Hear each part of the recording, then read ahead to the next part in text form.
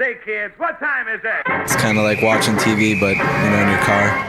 104.7 The Cave. Mike the Intern, Jay Stevens in the studio. I can barely open my eyes. It's Thursday. Time for Dark Side of the Stream. Jay's pick this week, Dio, Dreamers Never Die, which he did mention. You can watch it for free on YouTube. When I finally got around to watching it, that was not the case. I got so lucky. It popped up somehow in my feed. He came across a bootleg diamond. He didn't take me with him, and it's just the way it goes. But I love Dio. I already knew everything in this documentary. There were some really cool photos and interviews with some of the family and everyone that he played with. Some of his fans. I know great history. I know you were happy to see Sebastian Bach and my buddy Jack too, man. Both of them strong. Well, you know what's funny? Strong showings. I just read an interview. It's a sidebar. What's the dude? The guitar player from Skid Row, one of the founders. He was talking. Yeah. He was talking. He's like, we have no desire to ever reunite with Sebastian Bach. No, they do not. Which just sucks because I think it would be dope. I think Uber drivers have no desire to have him in their Ubers either because he always fights with Uber. Youth got wild, dude. Don't you know who I am? Come on. Bang. So anyway, back to a musician who is actually probably one of the best vocalists as far as talent-wise, and also one of the coolest dudes in the entire world, Ronnie James Dio. The godfather of heavy metal. I would say that would be more accurate as far as what a heavy metal lead singer needs to be. Yeah. He is unbelievable in everything that he did with Richie and Rainbow and Iommi and Sabbath. And then, of course, in the bands that he made himself with Dio, those albums are phenomenal. Legendary. And you always talk about that quote he has where he's like, I always sing to the guy in the very back of the room. Yeah. And he always did that. Yeah. Unfortunately, as we all know, cancer took him way too early because I think, 67, he could have probably still been performing at least for another 5 to 10 years. This dude was making records before the Beatles were. He was singing on records. That's the craziest part. The craziest part of the story. So you didn't know any of the I barely knew, but I did not know that he actually had hits out there before the Beatles. Yeah. So he actually started out on bass too. And can you imagine like a guy that small? They showed these bass would be as big as him. He's like sitting there. It's like a little kid playing in a band with a bass bigger than him because he is just not a very big deal. Not a very big deal. He's not a big deal. Not a big dude. But yes, you are right. He started in 57. He was in a band called the Vegas Kings.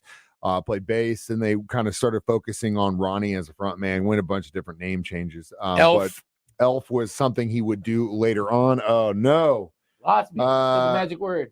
So that was kind of leading into more of the heavier side, wizardry, the psychedelic stuff. So obviously, Ronnie James Dio is not his real name.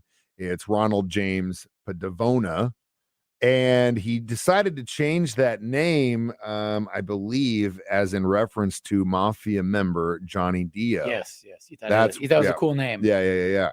But there have been different stories that have been disputed, and obviously, his wife was the one, I believe, that confirmed that that's what he did. But also, the word Dio in Italian is gift from God, and also the logo says devil. Yeah. If you he made this up too. He's got this from a grandma, so he's the man. And he's the one who gave you the horns, big time. It is Dark Side of the Stream. We were discussing Dio, Dreamers Never Die on 104.7 The Cave.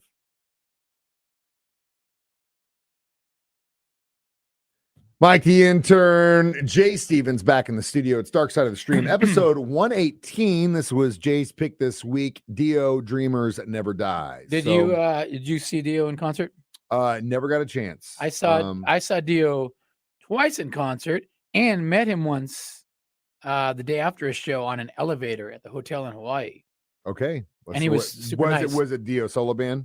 Yes, this was Last in Line tour or Sacred Heart tour. One of the two. One the Dragon. He had the Dragon in the castle. Was Vivian still in the band whenever I for some reason I think it was Vivian, but it could have been Craig Goldie, and I just Goldie. I was in high school. I have done because Goldie is the one that dude shreds. I didn't know Goldie shredded like he shreds. And not only that, like I've done interviews with him and Wendy after Dio passed, because Goldie was the one that was kind of pushing the whole Dio hologram thing. Dio disciples. Yeah. And he is such a nice guy. And you can kind of see how Dio, after being in the business for so long, started to surround himself with guys that were like-minded and not and we'll get to the Rainbow and the Sabbath stuff and all that. Dio was just a really cool dude. And it literally, you could take a camera in front of every musician in the entire world that ever crossed paths with him, and not one person would say, that guy screwed me over. Except Vivian Campbell, probably.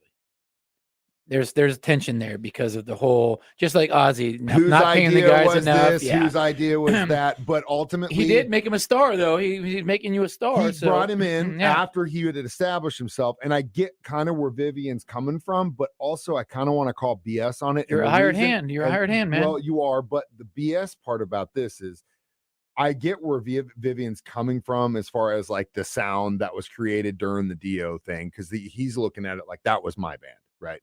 But Dio is just as much involved in that. And if you talk to like Goldie and stuff, the dude was constantly coming up with ideas, whether it was musically or stage stuff. Everyone says he's the coolest cat because he even let this band, who Craig Goldie was in this band before them, let them stay in his house. Yeah. He like, you guys can live here, while you're struggling. Come stay with me. We'll get you a demo recorded.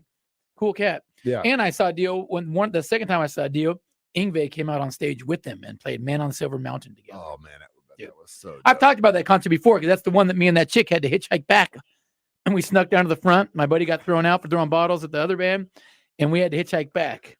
So I've talked about that concert before. If you go back in the archives, we'll have to look back and see. But either way, thanks for sharing, Jay. We'll be back more Dio on this Dark Side of the Stream next on 104.7 The Cave. 104 The Cave, Mikey, intern, Jay Stevens back in the studio. Dark Side of the Stream, episode 118, discussing Dio, Dreamers Never Die. Now, we did mention that Jay somehow came across a bootleg copy. If you do want to watch it, you have to have a premium subscription to either Showtime or Paramount Plus. I got so lucky. The Heavy Metal Gods, they showed it in my feed, and I clicked on it and watched it. It was free.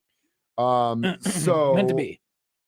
Dio, of course, eventually gets noticed by Richie Blackmore, who was just like, I want to get the hell out of Deep Purple. And the entire, at least according to Richie, he says the reason he left Deep Purple is because he met up with Ronnie, and he was like, this guy is so easy to work with. Originally, they were just going to do like one track on a solo record, but they ended up basically recording for 3 weeks. And that was Rainbow, which is a great album.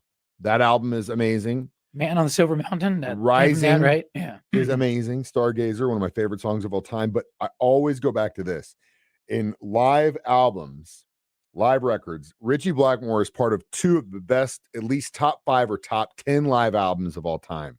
Made in Japan with Deep Purple, which is phenomenal. But I would say On Stage from Rainbow is even better than that one. Have you ever heard that album? No. It's so good. It's so good.